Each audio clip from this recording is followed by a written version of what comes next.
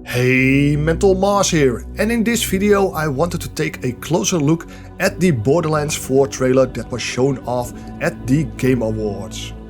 This trailer picks up from the Gamescom teaser that was shown during opening night live, where we see the mysterious arm pick up the Psycho Bandit mask. Initially we were speculating that this could be an Iridian arm, however, as the camera zooms out, it is revealed that it is Killer6es that is picking up this mask. Because as the trailer continues, we see her put on a bandit mask on one of these new psychos. The cataclysmic arrival of Pandora's moon disrupted the perfect order and gave rise to this horde known as the Rippers.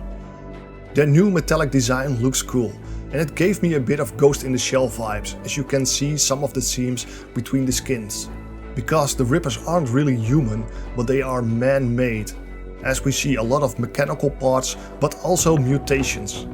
But before they dive into battle with the Timekeeper and his synthetic army known as the Order, they take one last look at Elpis up in the sky. And I think that Elpis is a symbol of hope for them, because it gave them inspiration and a goal to break free. Free from the Order, free from the Timekeeper. Here we get a closer look at the synthetic soldiers from the Timekeeper, and yeah, they look like they were made in a lab. Here's a close-up shot from the Timekeeper. I first thought he had a giant pocket watch in his hand, as a Timekeeper should, but then it turned out to be a Psycho mask and not SponsorBot from New Tales from the Borderlands. This epic battle shot could have been pulled from Avengers Endgame. Also, before we move on, I wanted to pull your attention to this shot. Because if you watched Killer6es Breakdown video, he claims that it is Lilith standing here, which would be very interesting because it creates a whole new dynamic. But I think Killer6 is seeing things that aren't there. Because where he sees red hair, it's actually just the ground between the legs of that psycho that's standing behind that person. The white is just the mask. So I think we have a case of pareidolia, where we are seeing things that aren't there. But if it was true, it could be an amazing twist. But moving away from that, we are going to our first environment. Here we seem to have a village where all the residential containers are stacked up onto each other. And if you look up to the skybox, you can see that this village is located inside some dome. It seems that this area isn't directly under control of the Order. However, there are holographic screens that project the propaganda of the Timekeeper. And this constant presence can be seen throughout the trailer. Because one of the things that Gearbox learned from Borderlands 2 was that players really enjoyed the constant presence of Handsome Jack. He was repeatedly taunting you in the face and you always had that Hyperion space station up in the sky. Gearbox tried to replicate that with the Calypso twins in Borderlands 3, however this was less successful. They did do better with Butcher Rose in the Bounty of Blood DLC and with the Dragon Lord in Tiny Tina's Wonderlands. But I digress. If we turn our attention to this painting, this could simply be street art, because there's some more over here. However, if we go to the next shot, it seems that this person is also being highlighted in this painting, but now their eyes are highlighted. Is this still street art, or does this person have any significance in this area? I guess we have to wait and see until the game drops.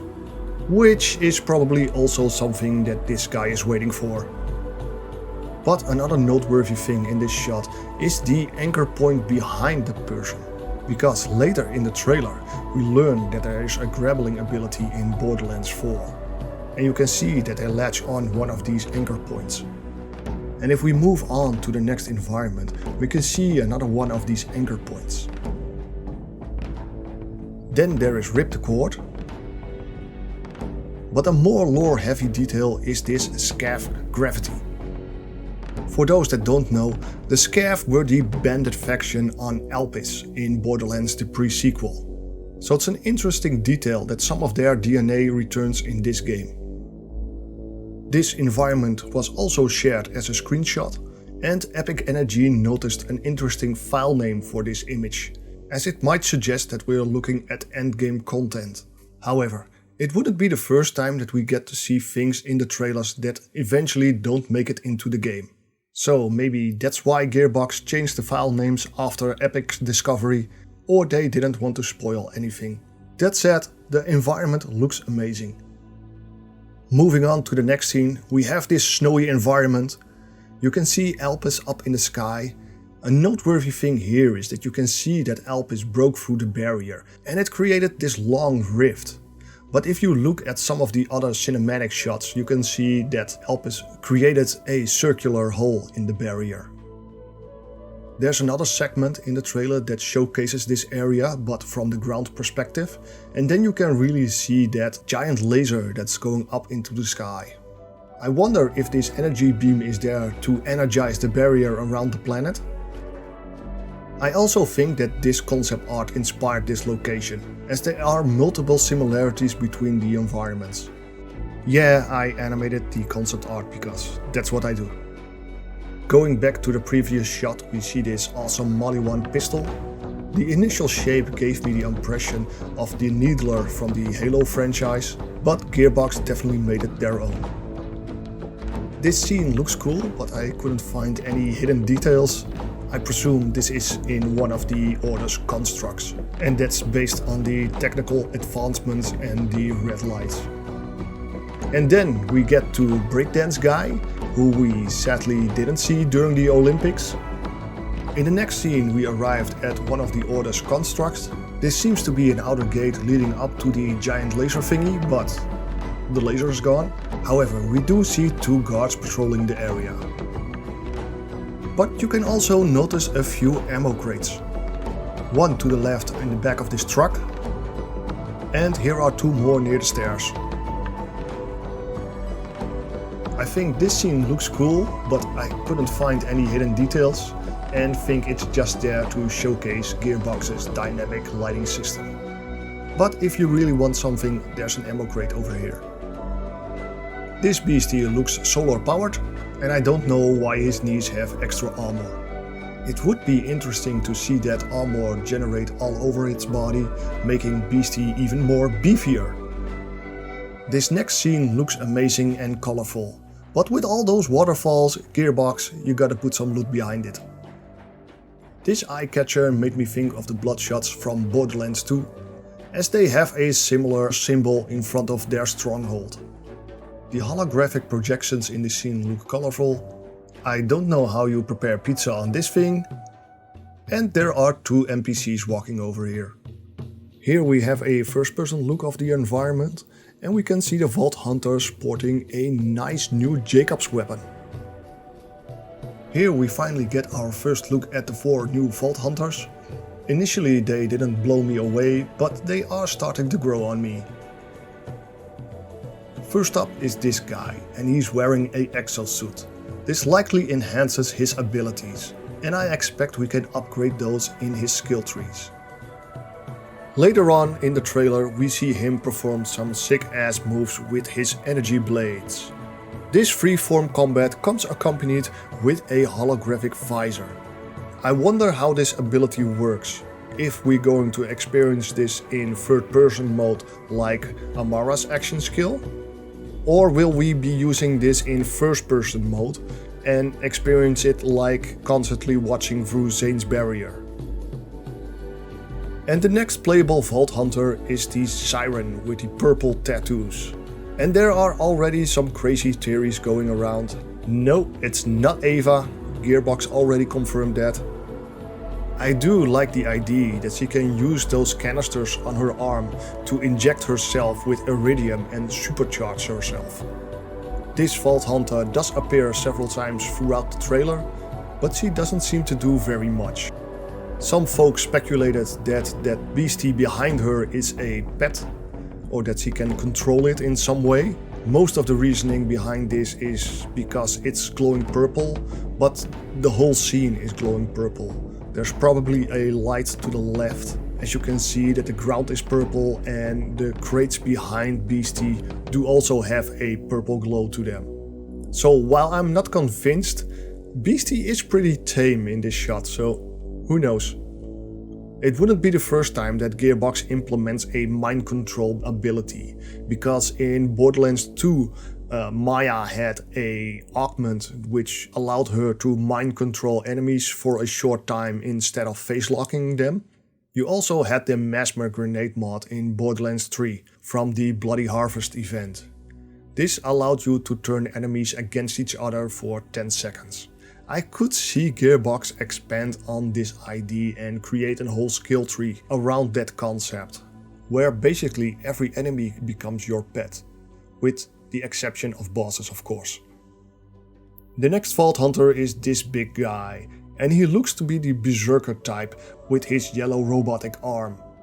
We do see him perform a superhero landing, which means the slams are probably back. But more noteworthy comes towards the end of the trailer, as we see him grapple onto this new platform. A couple of smaller drones appear on screen and form these two elemental axes. But as soon as he throws his left fire axe, the right cryo axe disappears. This kinda reminds me of Krieg's Buzzsaw Rampage from Borderlands 2. However, it will likely work completely different because Gearbox likes to remix things up. And the final and fourth Vault Hunter is this lovely lady, who sadly didn't get a lot of screen time in this trailer. I'm kinda getting engineer vibes from her, and the upper body armor reminded me of Gears of War. I have no idea what's going on with her sauna pants, but I like the color orange. This Vault Hunter didn't have a lot of buzz around her, until Lazy Data noticed the similarities between her and the Molly 1 troopers, which got people excited that she could be part of the Trond family. Trond! So those were the Vault Hunters, but there is still a lot of interesting stuff to discover. In this next shot we see this brute perform a double hammer attack that pushes the Siren player back whilst he is reloading a torque weapon. And if you pay close attention, you can see these projectiles with little wings swirl around the brute. Are these part of the brute's attack, but then the pushback slam doesn't make sense if the enemy also wants to hit you with these swirling projectiles? Or is this a new alternate firing mode for the torque manufacturer? Instead of shooting stickies, the projectiles will swirl around the enemy before they impact the initial target. When the Siren player gets pushed back in this shot, it seems she doesn't take any damage from the projectiles, because it looks like she is moving through one of those projectiles' trajectories. And for those that are really paying close attention to this scene, there's a pulsing beacon in the background which suggests that this is a fast travel point. In the next shot we see the Siren player holding a heavy weapon that fires a constant laser beam. There isn't much more to see in this shot except for those bats on the left behind her. However, the next shot does have something very interesting, because the player summons a pod racer from Star Wars. And it is confirmed you can deconstruct your vehicle at almost any place in the world. Small indoor areas and boss arenas are probably excluded.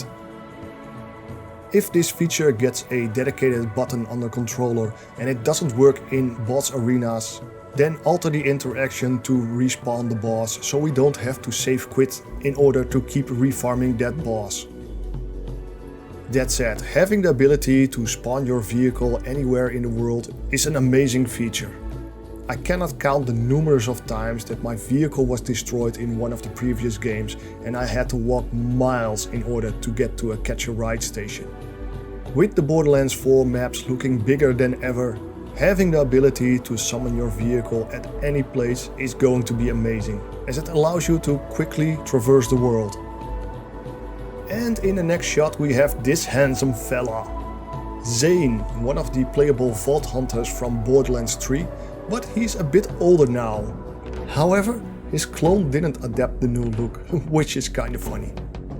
The new Zane does give me an impression that he is more established this time around, as he is sporting that Lando cape. I wonder if he has a significant role in this game, but he could also just be the owner of the pub on this planet. And with Zane having his own establishment, this makes me wonder if we will be seeing Moxy's bar again. This guy looks to be important because he has the trademark Borderlands band-aid. This lady seems to be rocking the gold premium skin. She is definitely upper class because even her scars are embedded with gold. But don't let her stunning appearance distract you from the background. Because if we look at the corridor on the left, those arches look very familiar. It was already pointed out that the vault we see at the end of this trailer is different and seems to be man-made. Having that architecture here raises some questions. And then we have Claptrap with his fun little tool belt. I wonder what he's up to this time. Besides Claptrap, a Borderlands game also needs loot, and Gearbox Software promises a billion weapons. Once again you have your various rarities, but most noteworthy is the legendary loot, as it sports rainbow sparkles at the base and a colorful swirl going up. Currently it's not confirmed that Anoints are coming back to Borderlands 4, because in Borderlands 3 the Anoint legendary weapons had this extra spark. However, the Gearbox developers have said that they want to make legendary loot feel special, and the loot beam is one of those things. This is your epic adventure open world shot as the playable Vault Hunters walk to the edge of a cliff. Randy Pitchford was a bit reserved about the meaning of a open world Borderlands. He did confirm you can travel to any location seen in this landscape, so there's gonna be a lot to discover. I like this green grass environment, and the Vault Hunter seems to be sporting a Molly 1 shotgun. I wonder if this thing next to the site is an in-game indication of which elemental type you are using. Yeah, this is something you could see on your HUD in Borderlands 3, but having it on your weapon might be more immersive, so you don't have to look away while in combat. This happy camper looks mad and creates some awesome shockwaves. This creature looks like it came from Necro the Feo. This Psycho looks awesome. I know we had the mutant Psychos with a big arm and a tiny arm in previous games, but the detail work in this version looks amazing. And the tiny arm has some big arm energy. There are some ammo crates over here to the right. And did you notice those other two enemies shooting in the back? These are two cool looking enemies, I presume from the Order, because we have seen that enemy with the staff alongside the synthetic army. I must say, I do like that yellow triangle trail that is coming from the projectile. Beastie? This guy with the two red energy blades looks cool and is definitely going to be a boss fight. If you noticed in the background, there's some kind of force field, and to the right you can spot some floating rocks. This suggests to me that this might be taking place on the moon Alpis, as the environment also has a more blue tone. There's also a purple crystal here in the background. This mechanical arm extension can also be seen in the final shot with the Timekeeper. Catchphrase! And then we officially get to see that grappling is a mechanic in Borderlands 4, as we see the Berserker guy lashing on the anchor point. As our Vault Hunter flies through the sky, he throws this singularity grenade before pulling off his supposed action skill. Or at least one of his action skills. I must say that first enemy was quick to fire, but what would you do with a double drum magazine? I think the enemies were already aggroed in this shot, because you can see there is already some loot in the background. Then there is this astral or cloaked enemy. And here behind the container you can see one of those synthetic army guys. But yeah, Borderlands 4 looks interesting. The setup looks intriguing and the designs look next level.